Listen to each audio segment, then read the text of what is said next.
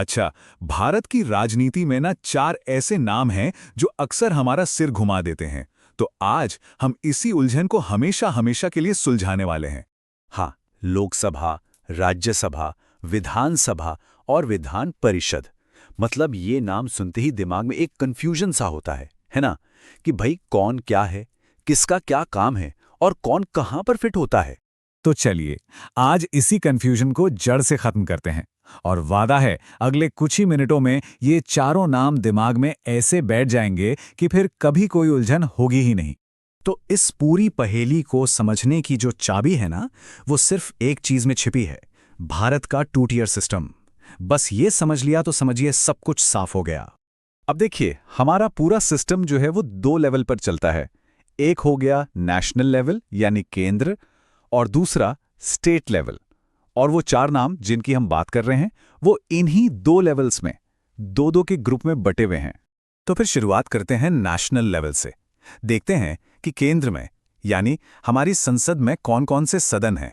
तो national level पर हमारे पास 2 घर हैं, 2 सदन।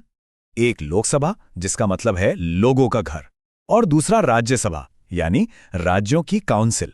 देखा, इनके नाम में ही इनका काम छिपा है। बात करते हैं लोकसभा की। इसके तो नाम से ही पता चल रहा है, लोक यानी लोग। इसका कनेक्शन सीधा हम सबसे है, देश की आम जनता से। क्योंकि इसके जो सदस्य होते हैं उन्हें हम सीधे वोट देकर चुनते हैं। इसीलिए इसे हाउस ऑफ द पीपल्स भी कहते हैं।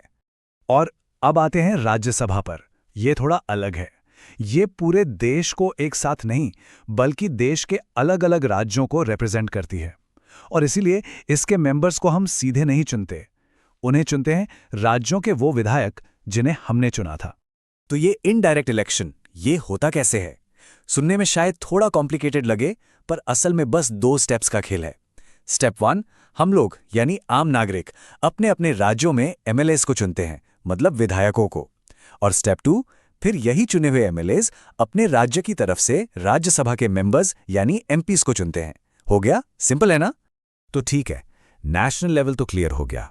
अब चलते हैं स्टेट्स की तरफ। और पता है मजे की बात क्या है? अगर केंद्र वाला सिस्टम समझ आ गया ना, तो समझिए राज्य वाला भी ऑलमोस्ट समझ आ ही गया है। चलिए दिखाता हूं कैसे। इसको समझने का सबसे आसान तरीका पता है क्या है?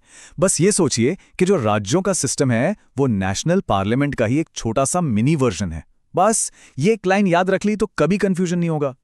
अब देखिए कैसे। जो रोल सेंटर में लोकसभा का है, ठीक वही रोल स्टेट में विधानसभा का है।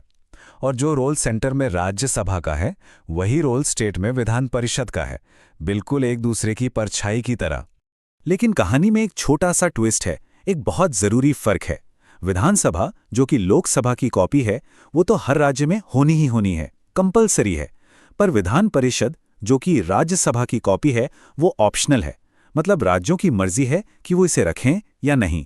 और आज की तारीख में ये सिर्फ 6 राज्यों में ही है: बिहार, महाराष्ट्र, कर्नाटक, आंध्र प्रदेश, तेलंगाना और उत्तर प्रदेश।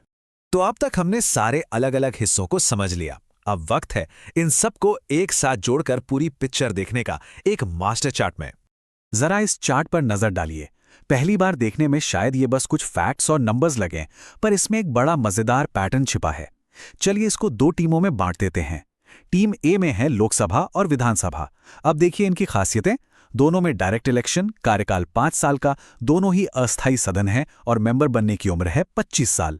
अब टीम बी को देखिए, राज्यसभा और विधान परिषद। इनमें क्या कॉमन है?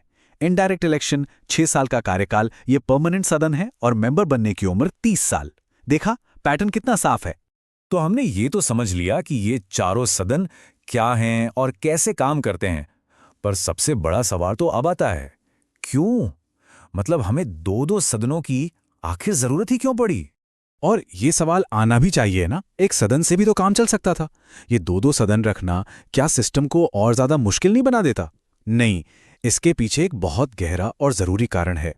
असल में जो दूसरा सदन होता है ना, जिसे हम अपर हाउस या उच्च सदन कहते हैं, वो एक तरह का सेफ्टी वॉल्व होता है। उसका मेन काम है जल्दबाजी में लिए गए फैसलों पर ब्रेक लगाना। वो ये पक्का करता है कि कोई भी कानून बिना सोचे समझे या बस जोश जोश में पास ना हो जाए। ये हर बिल को दोबारा जांचने का, उस पर और गहराई से बहस करने का मौका देता है। इससे सिस्टम में एक जबरदस्त चेक एंड बैलेंस बना रहता है। तो अब जब ये पूरा ढांचा हमारे दिमाग में एकदम साफ हो चुका है, तो इस चर्चा को एक आखिरी सवाल के साथ छोड़ते हैं।